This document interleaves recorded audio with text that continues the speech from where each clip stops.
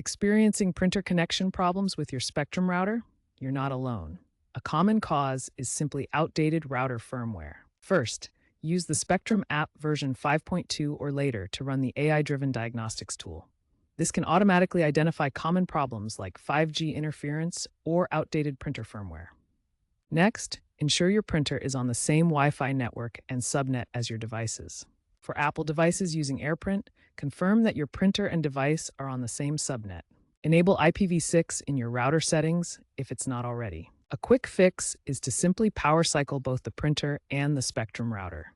This often resolves temporary connectivity glitches.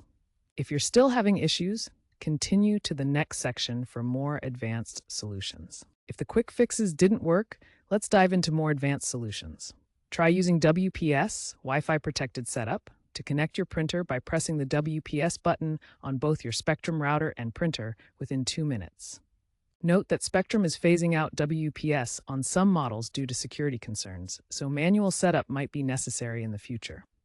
Manual IP configuration provides the most reliable connection. Access your router's admin panel, usually via a web browser, find the DHCP settings, and assign your printer a static IP address within the DHCP range. Also, consider upgrading to a Wi-Fi 6E router for better performance.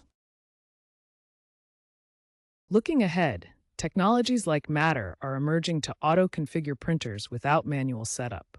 Spectrum plans full integration with Apple's HomeKit for AirPrint by 2027, further simplifying the connection process.